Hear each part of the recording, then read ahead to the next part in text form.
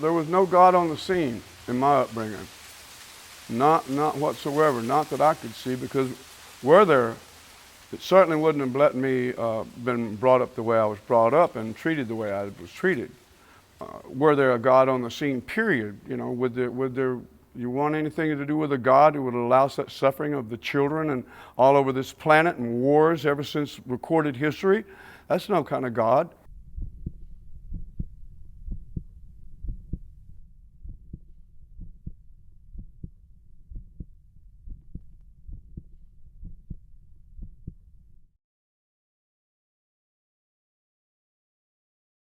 What happened to me? My father couldn't he couldn't help himself, because he only had the goods to operate with that he was raised with, and he come from a moonshiner. You know, I come from a pretty colorful background on both sides of my family, and love is love is love. You know, and they can only do the best with what they had to work with.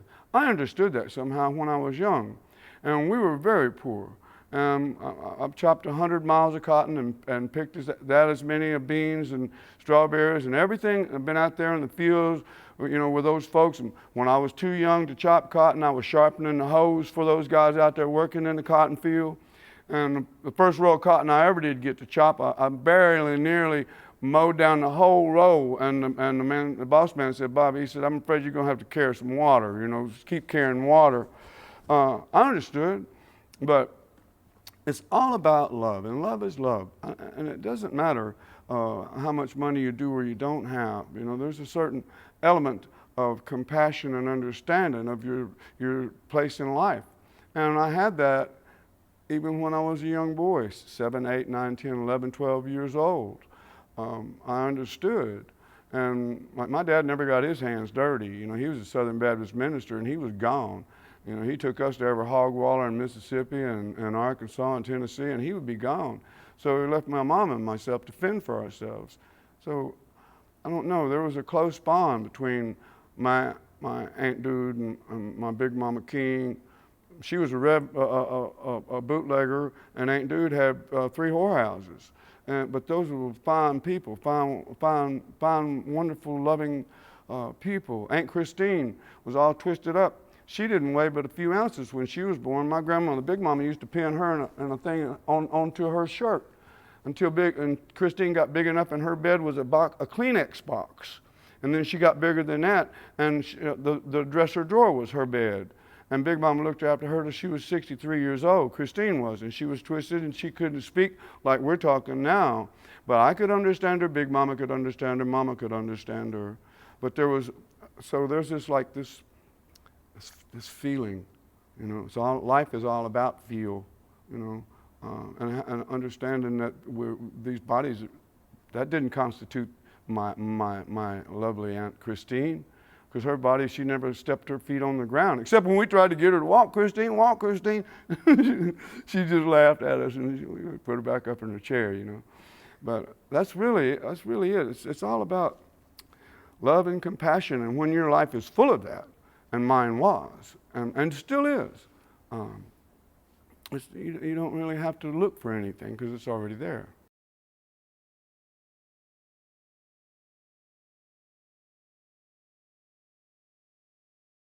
I don't know how to read music, period.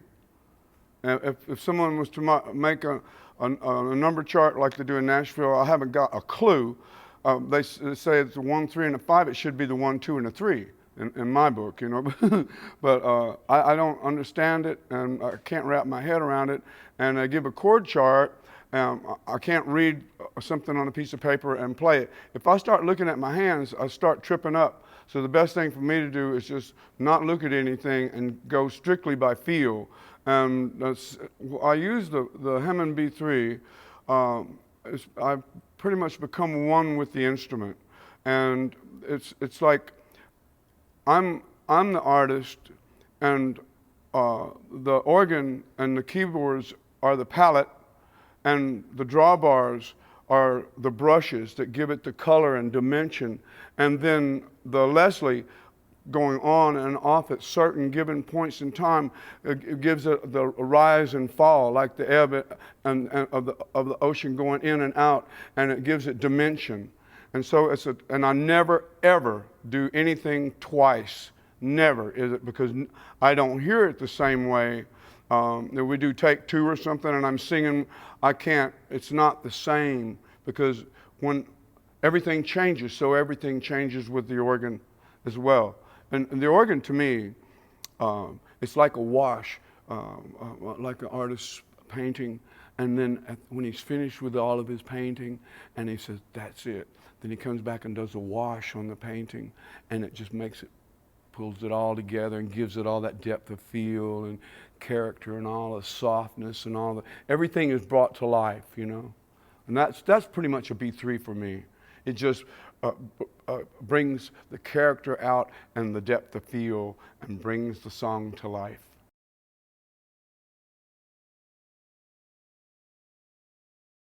My B3 that I have at home is a 1966 Hammond B3, and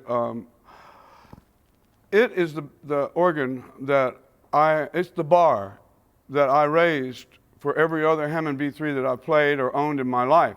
And as a matter of fact, I told CoCo at home not too long ago, I said, this is just the very best sounding organ. There's nothing, I got in the back of it again. I said, there's nothing I can do. It's already been done. She said, you did it. I said, oh yeah, I said, this one is the bar, you know, that I had raised. And it is. It's just, there's nothing I can do to it except sit down and play it, you know. And it's all tore apart. It hasn't got a front on it. It hasn't got a top on it. The back is gone. The bench is gone. The pedals are gone, because we had a wreck that came through the top of a trailer. It was the night that Dr. King was assassinated. We were coming back from Jackson, Mississippi, and the tongue of the trailer come off and it jammed down in the road. And I looked back just to see my B3 shoot through the top of the trailer and tumble down the road. When I got it back, the legs were all broke on it, and like I said, everything was gone. That's probably still in the woods in the Mississippi. Some hunters out there going, what is that, man? I don't even know what that is. You know, well, I don't know, but here's a bench. Let's sit down and figure it out. But when we got back, I had seen a Hammond one time that survived a fire, and all the keys were melted together, and the guy plugged it in, and it worked. I'd seen that. I saw that organ, and I thought about it, and I said, let me just plug mine in right now. While it's laying on the ground, took the cover off of it. It was a mess. And the keyboard went like that. Both the keyboards went like that. The back of it looked like somebody had gone in and raked their hand in and pulled it out. It was full of dirt. And I plugged it in, and it sounded better than it's ever sounded.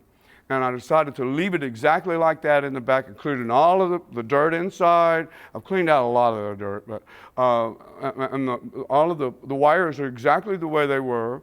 And my Hammond technician in Austin, we was talking about, I said, it just has this thing right up at the top, and it's just a little, it's not quite in. He said, there's a rod that runs through there, a tuning rod. And he said, perhaps when it hit the road, that it bent that rod exactly right, in the right spot. Because just as it comes up, it's not so exact. It's just enough to be right on. You know, if a piano or anything is exactly in tune, it loses a feel. You know, it does. It has a feel that it loses. Because somewhere between here and here, there's this place in the middle. So you're really not, when you're doing this and you're doing this right here, you're not really, it's not about that and it's not about that. It's really about this place in the middle, right? About the space between the notes. That's where it all is.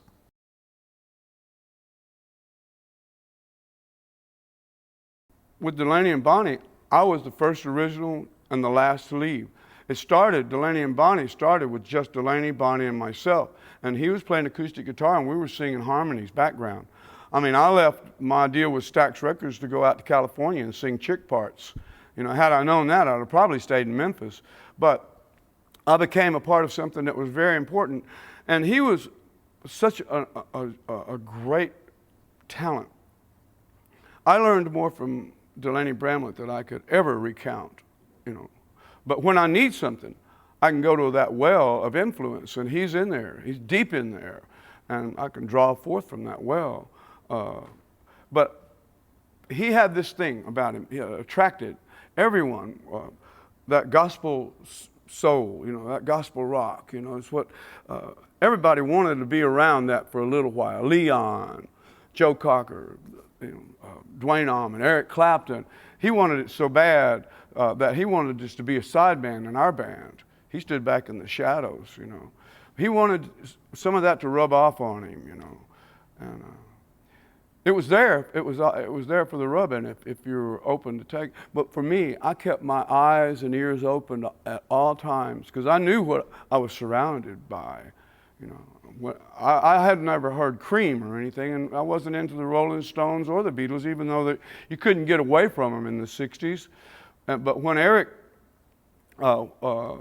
started hanging out with us more and more during the Blind Faith, because we opened up for them, and Delaney says, one day we was at Maple Leaf Gardens, it's in Toronto, I believe, and he said, "What do you think about him playing guitar with us?" I said, "He's a good guitar player, but he's going to have to do something about those pink pants, That's true. He wanted to play with us. He wanted to be in on that. He didn't steal the band or anything. Everybody bailed. They bailed after the live on tour thing that we did. At one point we had Eric Clapton, George Harrison, and Dave Mason were on stage as our guitar players. But they all bailed. They had plans for Mad Dogs and Englishmen, and I wasn't a part of that plan, which is fine because I've been on the road with a circus already. I didn't want a continuum of it,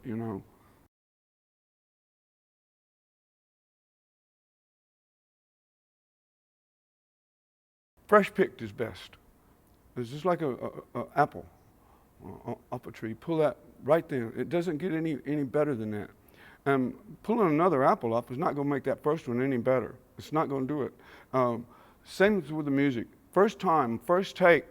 Second take will never be there. And all you're doing is really just spending money if you're hiring a studio and all that. And the engineer, let's do another take. Let's do another. We'll save those. Oh, don't worry, we can fix that. No. Want it right first time. First time, feel.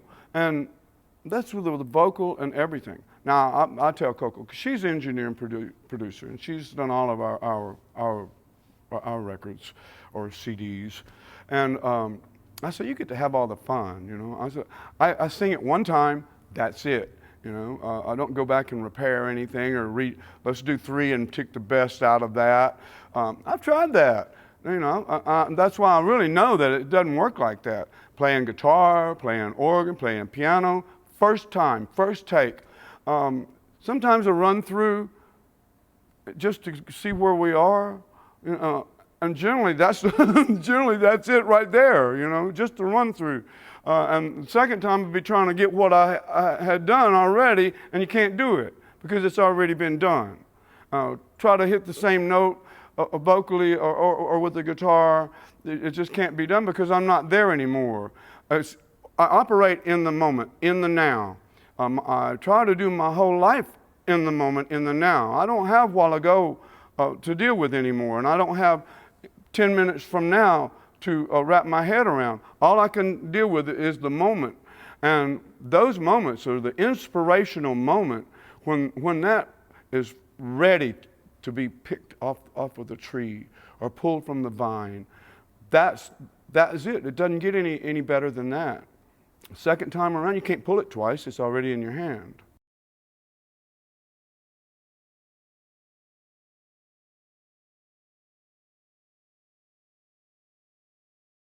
I didn't realize that until one time I got the Layla album and All Things Must Pass and all the Delaney and Bonnie records and a couple of Leon things and then my Bobby Whitlock solo stuff and when we still had record players and there's a stack of them like that and I just listened to them all and it took me several days to listen to everything I had done and been a part of. Dr. John, all these different things. Rolling Stones, Exile on Main Street.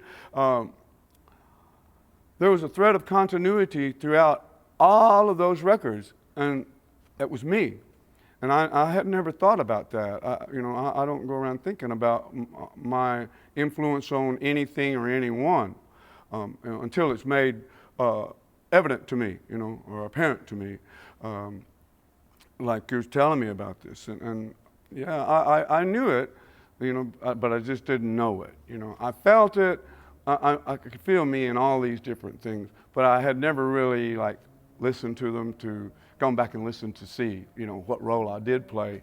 But I know one thing: if you pull all the pump organ and Hammond out of All Things Must Pass record, and the background vocals, on My Sweet Lord, that's just George and me. You pull all that out of it, pull me out of any of those things, it's not the same. You take me out of Derek and the Dominoes, it's not the same. We had, just on the 40th anniversary of the Layla record, just before they were putting it together, the producer of the box set, Bill Levinson, contacted me. He said, "Would you like to finish Gotta Get Better in a little while?" I said, "Great. I've been waiting 40 years to do this," because that was the last thing that we did. And Jim and Eric were having some kind of tiff. I did not know, but it was like some kind of a guitar drum war going on. And it was everything real technical and all this. I just couldn't keep up. I said, "I'm bowing out. I'll come back and do my part."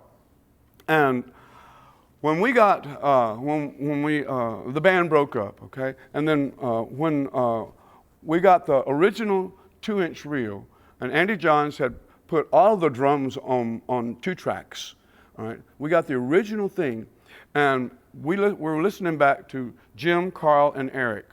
It was not the same. It was not, I knew I was missing.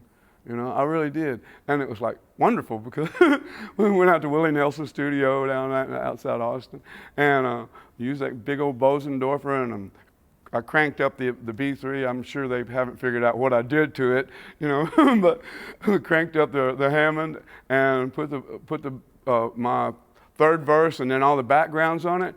Then it sounded like the Dominoes again.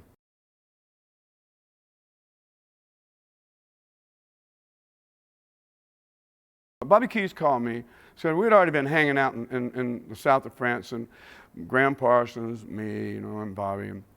And then that's when they were just getting cranked up to do the recording. And so when they really did start recording, I left and went on back to my house in Ascot in England. And it was some months later, Bobby called and said, "Hey, we're down," and I'd been talking to Jimmy Miller about doing a deal with him, production deal.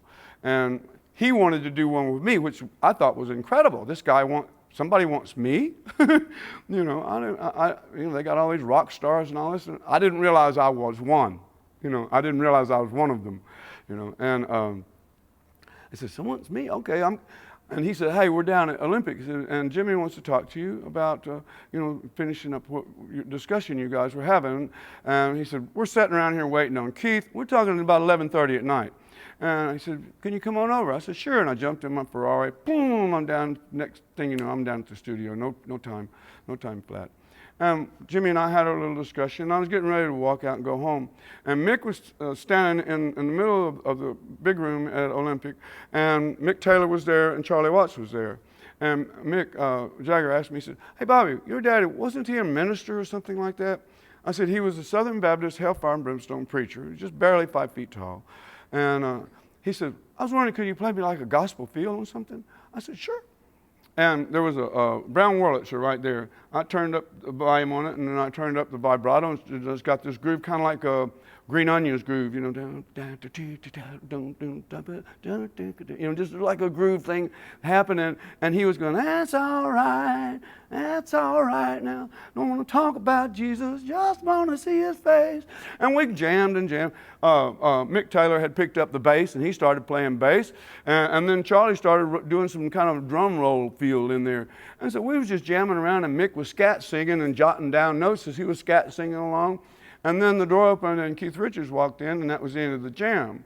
And I stayed around just a little while longer and listened to them, their first attempt at whatever that track that they were getting ready to do.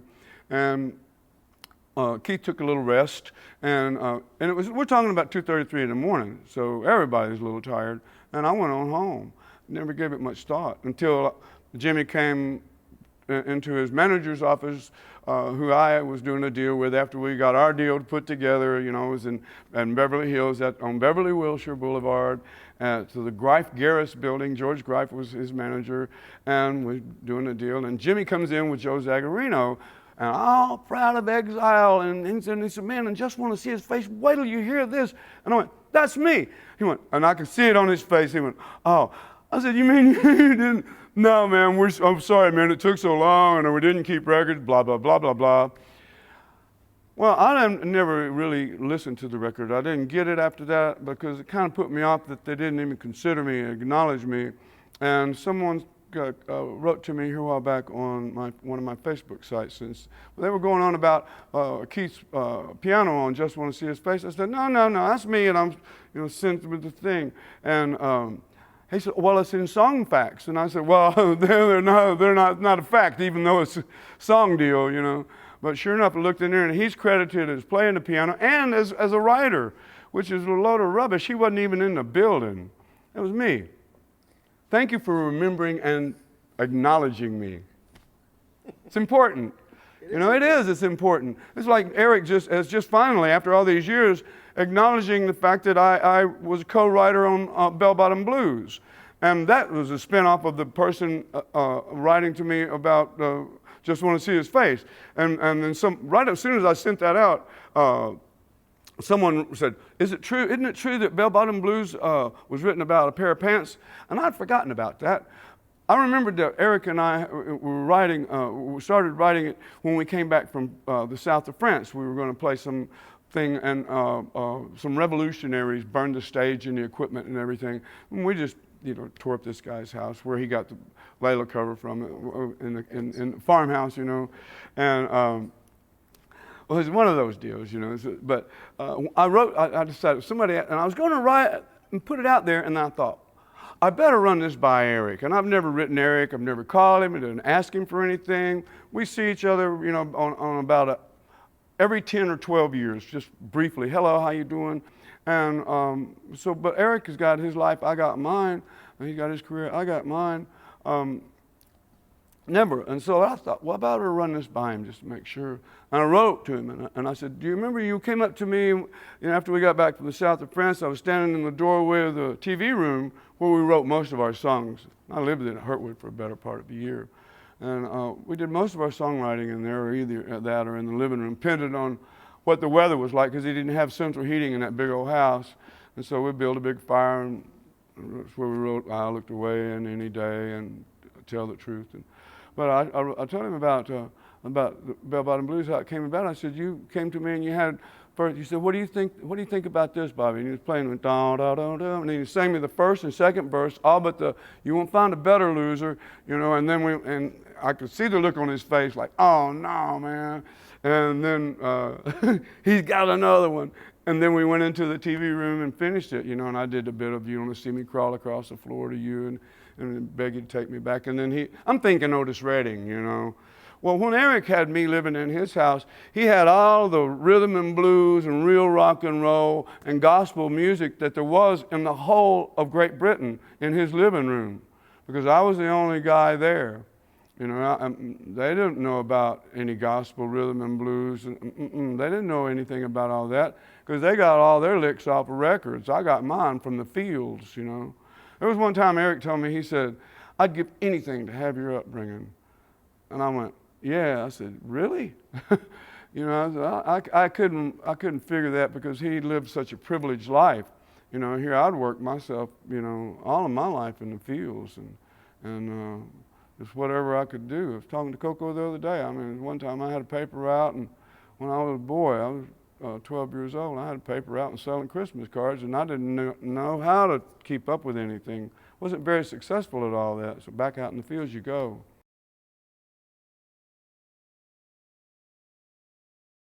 When I had written to him, it wasn't 3.5 minutes. He got back and said, you're right, man. You're right. He said, I've been thinking about this. He said, I forgot about it. He said, I'll make this right. And he did. So from now on, it's going to read Bell Bottom Blues from here forever. It's going to read written by Eric Clapton and Bobby Whitlock. And that's what's important. It's not money aspect of it, because that was covered too. But that's not the import of the matter. My granddaughter's granddaughter's granddaughter will be able to look and say, my great, great, great, great, great, great grandfather wrote that. That's him right there, Bobby Whitlock. That's the import of the matter. Money comes and goes.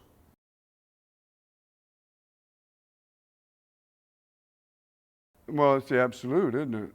Because I'm that place where that creative principle of the universe, whatever that you want to call it, that makes sense to me. That what keeps the stars and everything in their exact place, and the tide coming in and out at just a certain time, and it's the same thing. It's like being tapped into that source, that creative source. I'm that place. I was when I was younger, and I just didn't realize it, but now that I know, I don't even dispute the fact of what's coming through. I can feel it coming through. When I wrote my book, I didn't mean to sit down and write a book. I really didn't write the book. I was just that place in the instrument through which this thing flowed. I was like the vessel that cracked and spilled all over. That's what I was, and that's what I am. I didn't finish the book, it finished itself. As a matter of fact, I tried to write 3 other things afterward, and it just wasn't it. CoCo said, you want to finish, let the end of your book like that? I said, no, and I'm backed up, and then the ending of the book was already there. It was already written.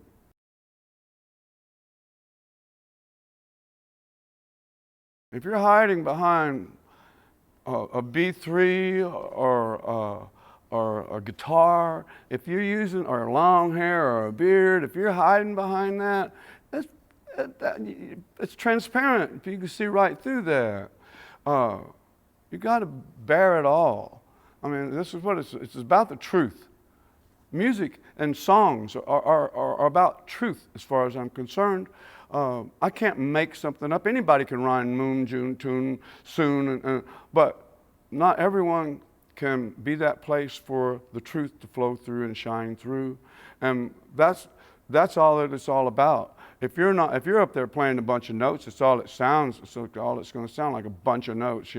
Some guitar player showing off his expertise, and then you got somebody like Steve Cropper who comes around and goes ba-down, ba-down, down, down, down, down, and that's all you need to know. Or doom, doom, doom, doom, doom. Doc of the Bay's coming around the corner.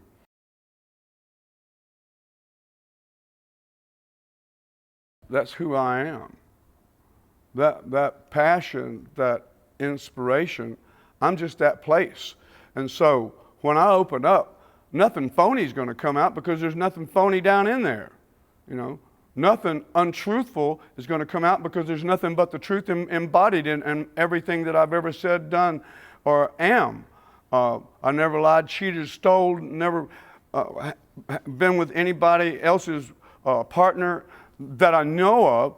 I've always been true to my school, true to myself. I tried lying one time when I was a little bitty boy, and I suffered the consequences of the wrath of my dad.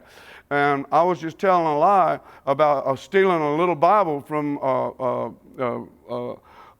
a place in Millington, at a drugstore in Millington. And he said, "Where'd you get that?" And I said, "Well, Mr. Rawls gave it to me."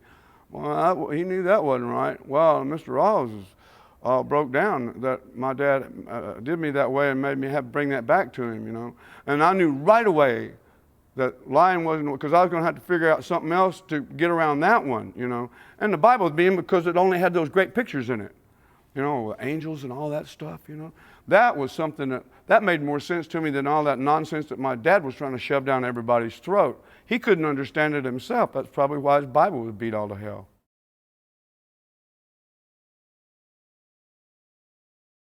I don't know what it is. I can't. If I could explain it, you would know that was not it. If I could put my finger on it, my finger would be in the wrong place.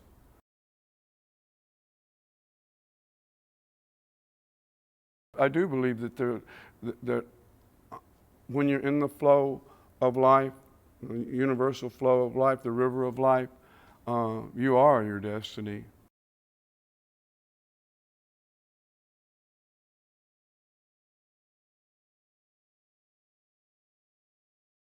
It's overwhelming to look out in the audience and I'm singing Thorn Tree in the Garden or Tell the Truth, What is Love, but like especially Thorn Tree in the Garden because it's such a special song, Bell Bottom Blues. You see people singing along with your song.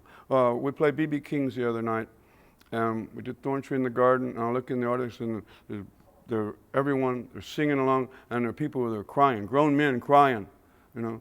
And only in the last few years has it been known that that was about my little dog. You know, it wasn't about a woman or a girl or anything, but it was about my little dog. And like I said earlier, love is love. It doesn't matter. There's no mama love, daddy love, your love, my love, his, hers, you know, bird love, cat love, fish love, you know. It's just the one love that we all share. Now, some people have an understanding of that, and some people don't, and they're out there looking for it when they already have it, you know. So they're looking as a miss, you know. All they have to do is go within and understand that all the love that there is in this universe is embodied within them.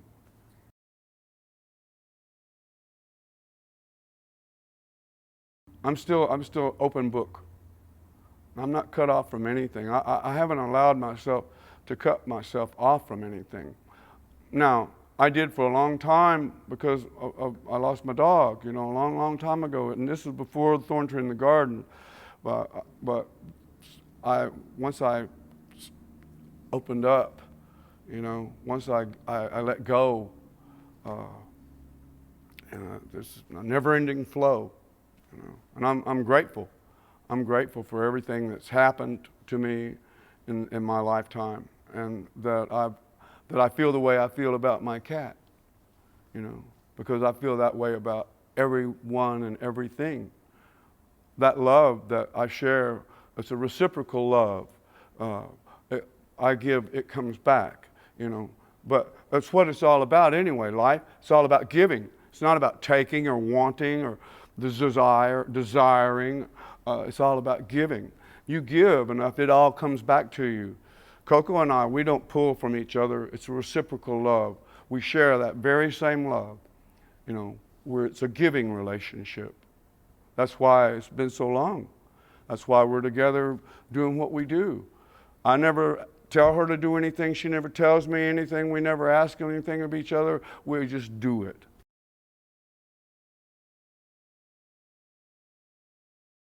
I'm just now wrapping my head around it because I never thought about myself as a rock star. But now I see people with my book and stacks of records everywhere. And I think it's just incredible that I've managed to survive myself. You know, my little Bobby, you know, and Big Bobby has come through. You know, it might sound a little crazy, you know, but not this guy, not the skin, not the outward appearance, but the soul of me, you know, has been freed to appreciate what I've done and who I am. I appreciate all of that. I do. And I appreciate the man standing outside with a stack of records for me to sign before we came in tonight. I appreciate that. And I'm glad that I'm me. I'm glad I'm here today talking with you about all this.